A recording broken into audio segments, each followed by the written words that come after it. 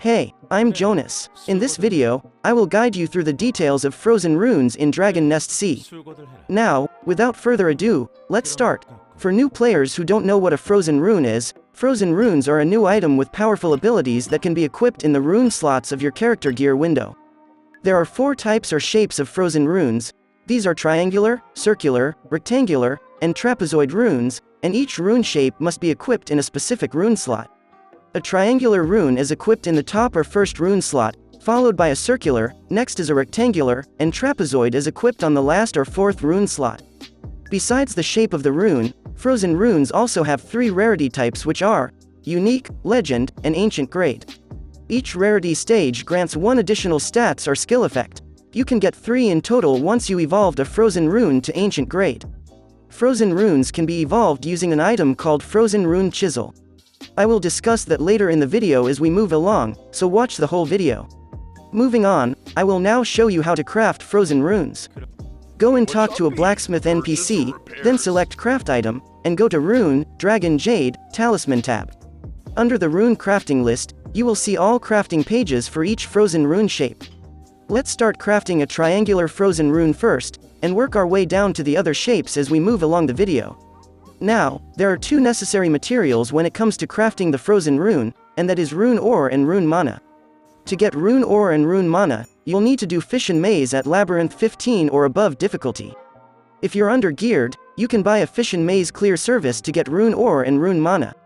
To find one, press O on your keyboard, then go to the Party tab, then type FM on the search bar, and press Search. By the time this video was recorded, this was the price of Fish and Maze clear service for each Labyrinth difficulty. Important note: you must buy the Fissive Vortex from the Priestess of Darkness Grassini in Silver Dragon Forcefield to enter Fish and Maze Labyrinth 14 and above. Important note: Rune Ore is obtained for every stage clear in Fish and Maze stage, while Rune Mana is obtained after defeating the last stage, and picking the gold chest in the chest selection reward. Here are the drop rates of Rune Ore and Rune Mana for every Labyrinth difficulty in Fish and Maze. To find the gold chest, you will need to get a magnifying glass to look for the gold chest in the chest selection reward. For those who didn't know, magnifying glass is used to find the gold chest in the gold and silver chest selection. A magnifying glass can be bought in the Mission Bulletin Board store using Hero's Blood, Sweat, and Tier Points, or BST points for short. You can also buy a magnifying glass in the Trading House. Talk to a Trading Master NPC, then go to Trading House, then type magnifying on the search bar and press search. To use the magnifying glass, while on the chest selection reward, press right-click on each chest until you find the gold chest, and press left-click to choose it. Here are the drop rates of Rune Ore and Rune Mana for every Labyrinth difficulty in Fish and Maze. Now that you know how to get Rune Ore and Rune Mana, the other material you'll need to farm is Platinum Ingot, Concentrated Darkness Crystal, Cat's Eye, Contaminated Tetrastone Fragment, Minnow's Labrium, Maze Fragment, Lapis, and Gold Lotus Crown. For the triangular rune, we'll need to get 2 Platinum Ingots and 30 Concentrated Darkness Crystals. To get these items, talk to Merchant Kelly in St. Haven, then go to the shop, and click on the Crafting Materials tab. 1 Platinum Ingot cost 500 gold each, and Concentrated Darkness Crystal cost 25 gold each. You can also buy the Platinum Stone and Dark Crystal and then craft them in the Blacksmith NPC, but the total cost is the same, so I advise that you buy the high-grade ones. For the circular rune, we will need to get 50 Cat's Eye, and 50 Contaminated Tetrastone Fragment. Important note: Cat's Eye and Contaminated Tetrastone Fragments can also be obtained from the Fish and Maze stage clear at Labyrinth 15 and above. The fastest, easy, and free way to get Cat's Eye is by doing Lucky Zone at Labyrinth 11 or above.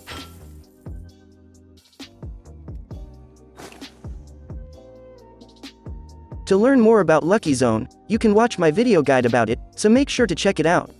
Contaminated Tetrastone Fragments are obtained through the Dungeon Clear Chest Selection reward. The silver chest contains 1 Contaminated Tetrastone Fragment, while gold chest contains Vibrant Heraldry. There are 2 types of Vibrant Heraldry in the gold chest. You can either get a normal or a magic grade Vibrant Heraldry.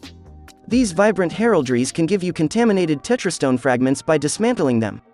Important note: When dismantling magic grade or higher rarity vibrant heraldry, it will give you more contaminated tetrastone fragment than normal grade ones.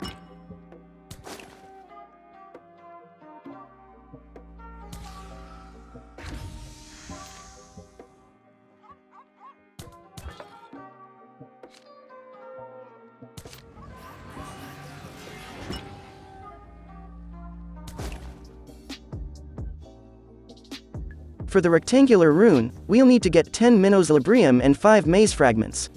Minos Librium is obtained from every stage clear in Fission Maze from Labyrinth 14 or above. Minos Librium can also be obtained in the Silver Chest Selection reward. Here are the drop rates of Minos Librium for every Fission Maze Labyrinth difficulty. Maze fragments are obtained from the Fission Maze Labyrinth Conquest Weekly reward.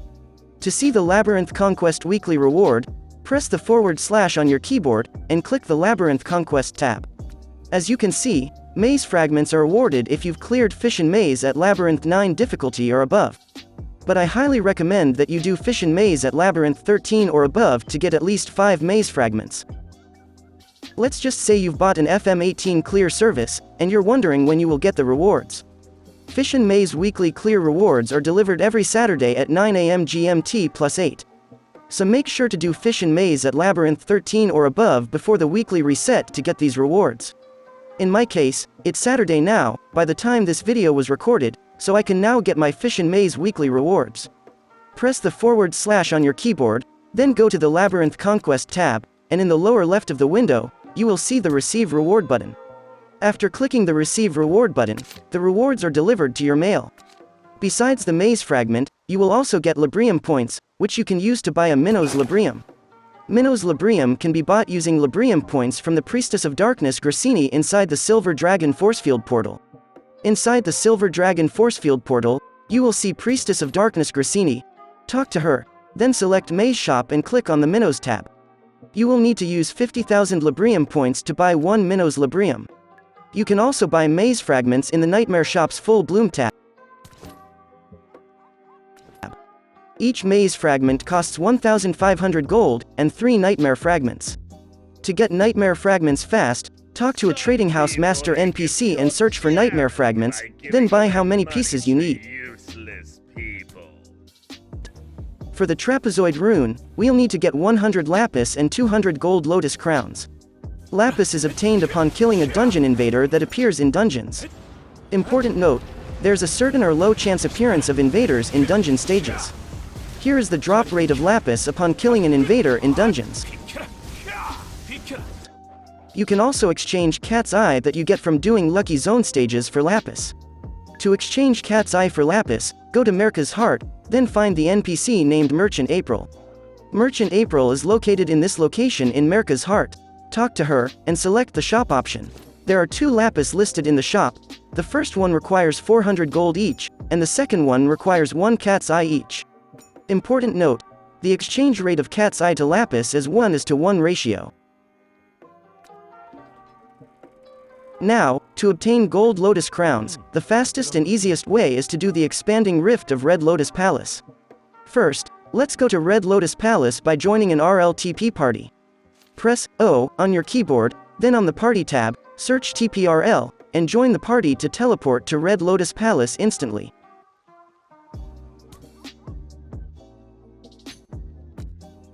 Upon arriving at Red Lotus Palace, kindly give a like to the party leader before leaving the party. Moving on, you'll need to create a party, and named it like this, Rift Need Any, then set the stage location to Expanding Rift of Red Lotus Palace, and wait for someone to join the party. After someone joins the party, go to the Crack of Time and Space portal, and go to Crossroad of Redemption.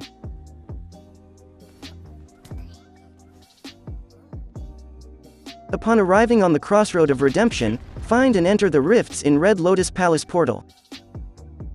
After you've cleared the rifts in Red Lotus Palace, you will get the final chest reward that contains gold, and most importantly, the gold lotus crowns.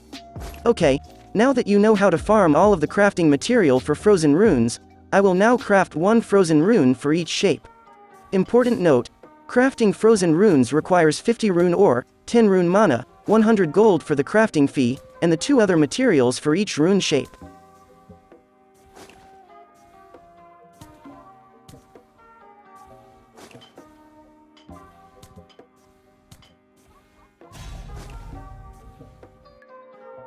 Okay, now that I'm done crafting 4 Frozen Rune shapes, I will now open them and see what stats I've got.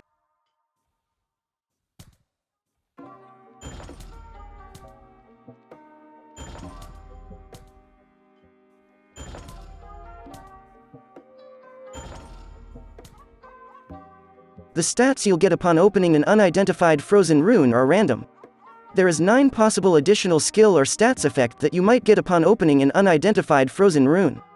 These are class skill enhancement, defense stats, percentage attack power, flat attack power, elemental attribute attack, HP stats, critical chance stats, critical damage stats, and final damage stats.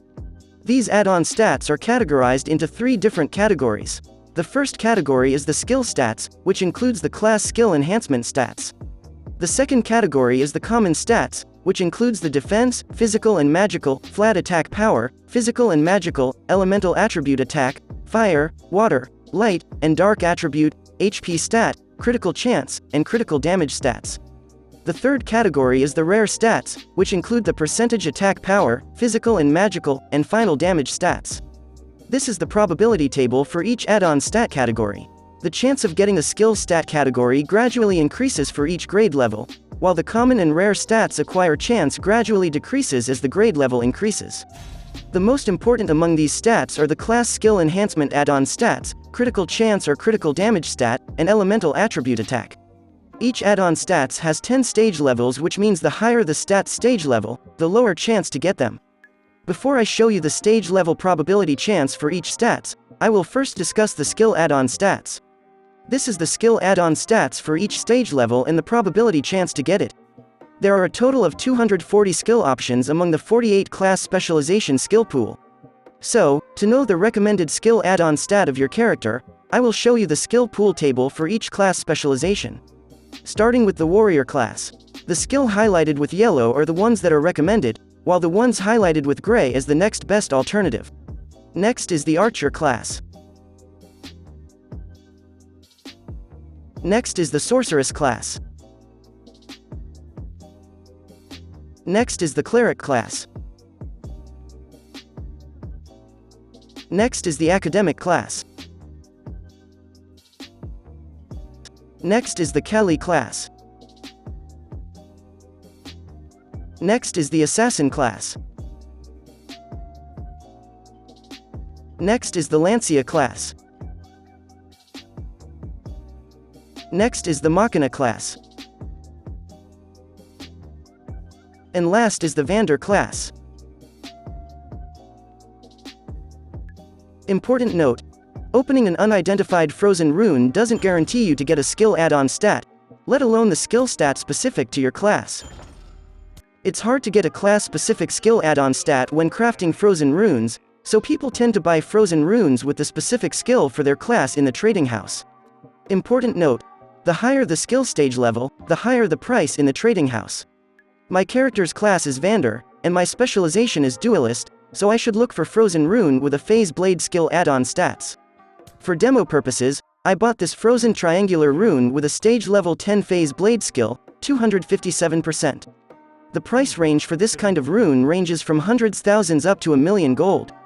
So to pay for my food and bills, please like this video, share it with other players and subscribe to the channel so I can buy things for demonstrations and examples for my guides. Moving on, here is the stage level for physical and magic defense stats. Here is the stage level and acquire chance for physical and magic flat attack stats. Here is the stage level and acquire chance for each elemental attribute attack stats. Here is the stage level and acquire chance for HP stats. Here is the stage level and acquire chance for critical chance and critical damage. Here is the stage level and acquire chance for physical and magic percentage attack stats. Here is the stage level and acquire chance for final damage stats. Moving on, I will now show you how to evolve unique grade Frozen Runes to Legend grade. And from Legend grade to Ancient grade Frozen Runes. Evolving Frozen Runes will add an additional add-on skill or stats, among the different add-on stats categories that I have shown you before. To evolve a Frozen Rune, you will need to craft a Rune Chisel. Important note: each Frozen Rune shape has its own rune chisel, so make sure to craft the right one when you are evolving any Frozen Runes. The materials to craft a Legend Grade Rune Chisel are the same for the Frozen Rune crafting materials we've used. While Ancient Grade Rune Chisel does not require Rune Mana and Rune Ore, but it requires a material called Rune Essence. The only way to get a Rune Essence right now is by buying Irene's Sweet VIP Premium Package in the cash shop. Irene's Sweet VIP Premium Package contains these items, but the most important items is the Irene's Sweet Mission Box. To get the Rune Essence, you'll need to clear Irene's Sweet Mission Box until the last stage. There are a total of 11 stages for Irene's Sweet Mission Box. Here are the items for each Mission Box stage clear. At the 11th stage reward, you will get 1 Rune Essence, and you will also get an Ancient Frozen Rune Pouch.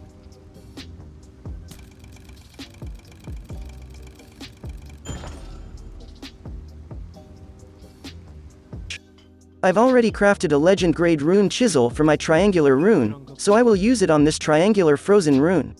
Remember that each rune shape has its own rune chisel, so be careful when crafting one, and make sure you are crafting it on the right rune craft page. Evolving Frozen Runes to either Legend or Ancient Grade is pretty straightforward.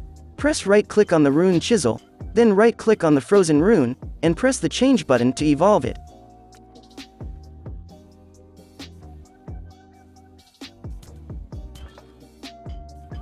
The process of evolving the Legend Grade Rune is the same, just like what I've shown you, but this time you will need to craft the Ancient Grade Rune Chisel to evolve the Legend Grade Rune to Ancient Grade. Important note: before evolving any unique Grade Rune to Ancient Grade, you must evolve it to Legend Grade first. The stats you will get from evolving Frozen Rune to either Legend or Ancient Grade are extremely random. So if you want to get a rune that has your specific class skill, I recommend that you buy it in the trading house. Now, to enhance a Frozen Rune, the first requirement is to evolve your Frozen Rune to Ancient Grade and farm for Rune Crystals. Rune Crystals are the main items used for enhancing Ancient Grade Frozen Runes. To get Rune Crystal, you will need to do Typhoon Kim Nest and Archbishop Cursed Trial Nest. To enter, you must have at least 50 or above Frozen Adaptability, also known as Cold Resist or CR for short. The entry ticket can be bought from Sorceress Sarah inside the Silver Dragon Forcefield portal. Here is the other entry requirement to enter Typhoon Kim Nest and Archbishop Cursed Trial Nest. This is the drop rate of Rune Crystal for each Labyrinth stage. This is the enhancement success rate, materials and gold cost when enhancing Ancient Grade Frozen Runes. Important note: the enhancement will not decrease for enhancement failure below +5. The enhancement level has a certain chance of decreasing for rune enhancement failure at +6 or higher. Before you go, please leave a like and share it with your friends, and consider subscribing to the channel for more video guides like this. That's all for this guide. Thank you for watching, and I will see you in the comment section below.